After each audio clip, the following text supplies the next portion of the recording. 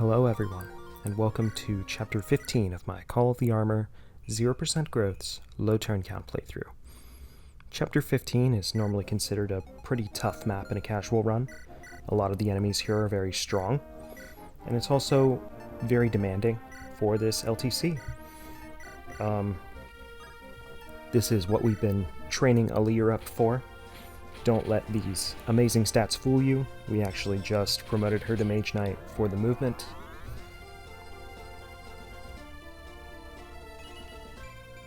And we also needed Mac to have B rank staves for this clear.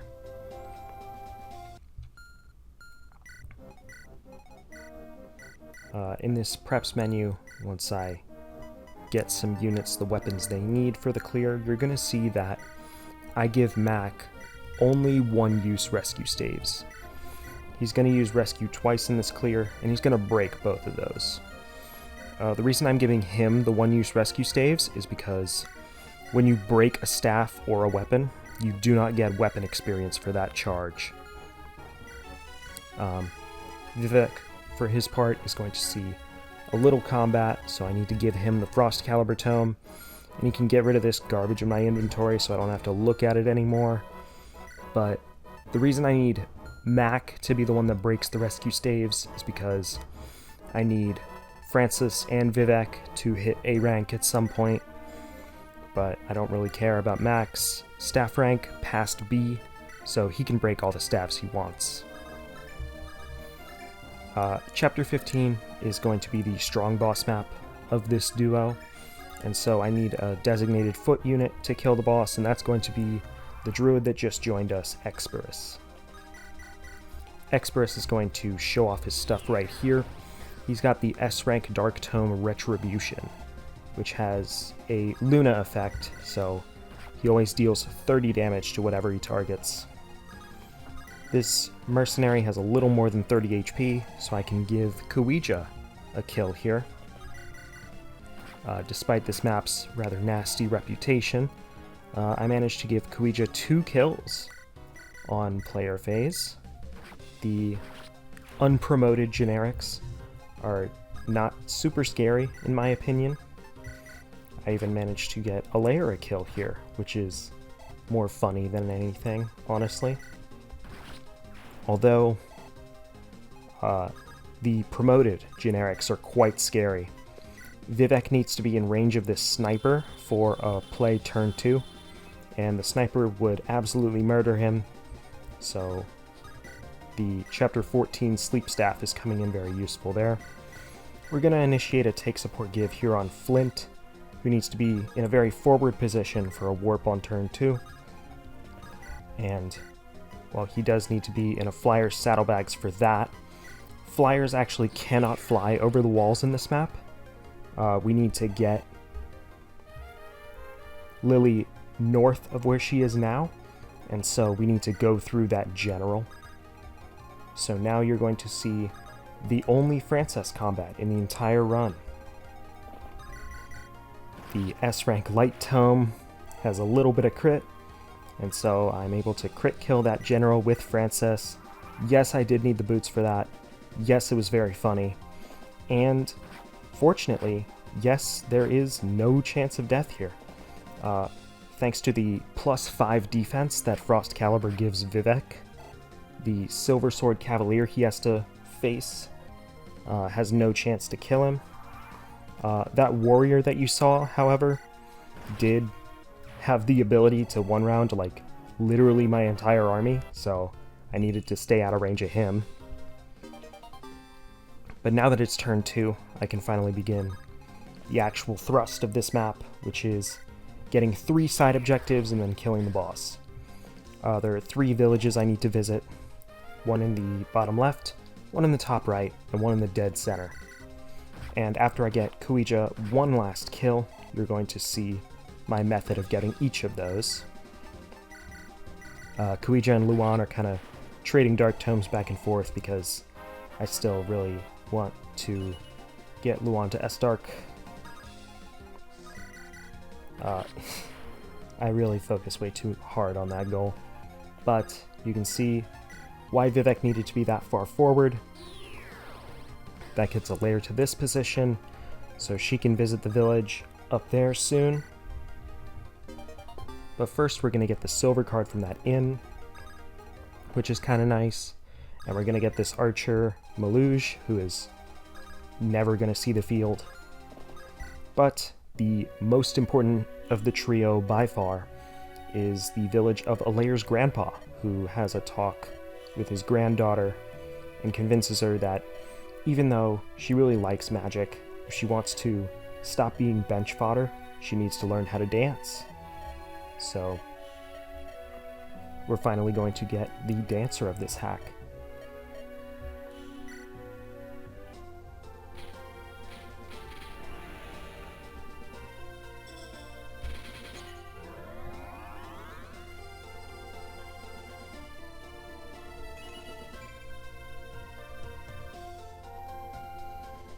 After a little more unskippable dialogue, I can finally begin my assault on the boss, who is in the top left corner. And for that, I'm going to need Frances to do what she does best, rescue Expirus further into this cubbyhole. Now you can see why Flint needed to be so far forward so that he could warp Expirus here to just barely within the boss's range. And thankfully, because Retribution has such high accuracy, this is one of the most reliable boss kills of the entire run. Expirus is going to hit this guy at 57% hit, and Kalak, for his part, is going to charge down off of the forest. First thing, enemy phase. So I don't need to worry about enemy phase survivability, because Kalak moves first, chips Expirus for 23, and then he's gonna fucking get obliterated.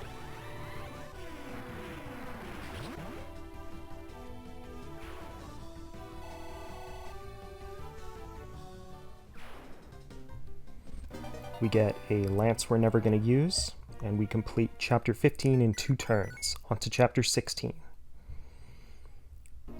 Chapter 16 is normally considered kind of a breather map in casual runs, as 14 and 15 have very high enemy quality and really annoying bosses, but 16 is the weak boss map of this run.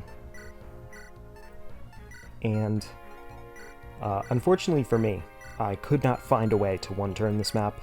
I think in a 0% context, you just don't have the staff range you need. This is a seize map, so I need to get Vivek in bolting range of the boss, and I need to get Kuija onto the throne once the boss is dead. And since I barely can't do that in 1 turn, this is going to be a pretty breezy looking 2 turn. Although we do promote Kuija, not strictly necessary for this map, but it is cool.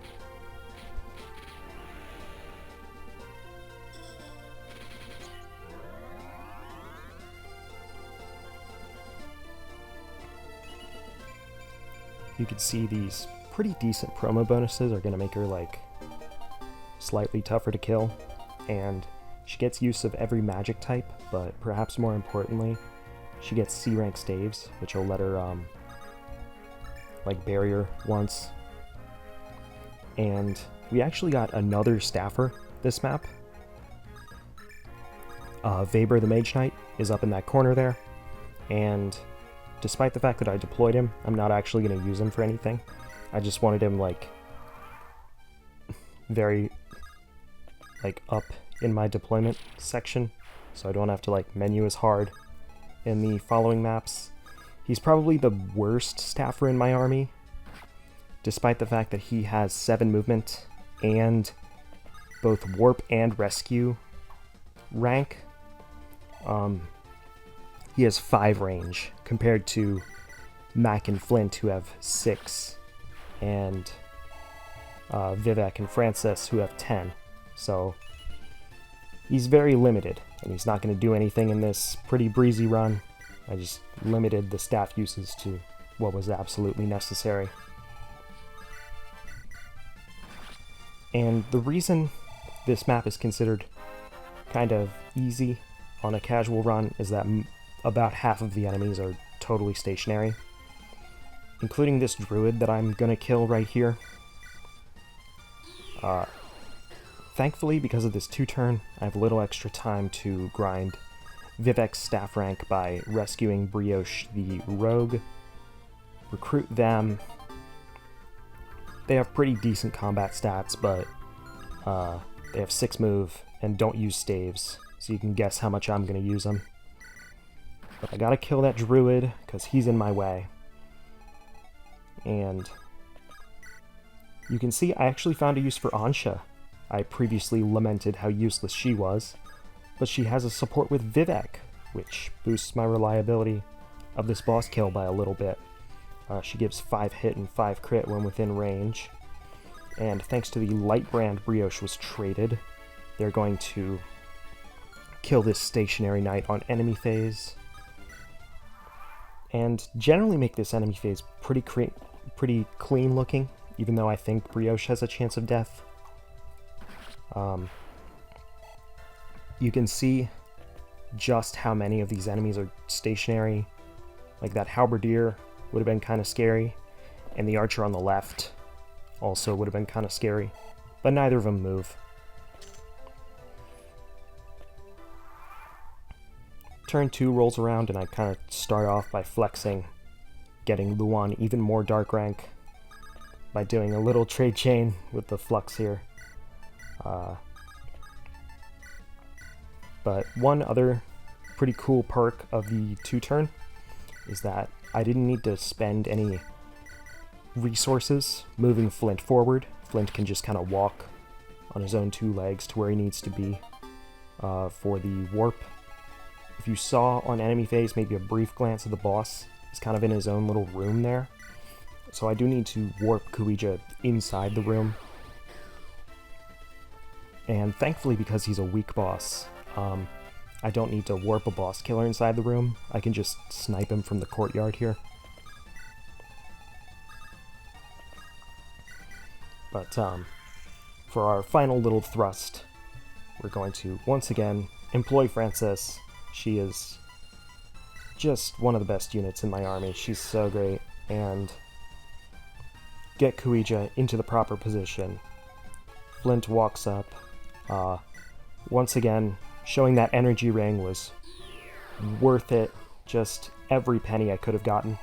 And get Kuija inside the throne room. But we need to do a little bit of rigging to make sure this 43% hit, 10% crit bolting connects in just the way I want it to.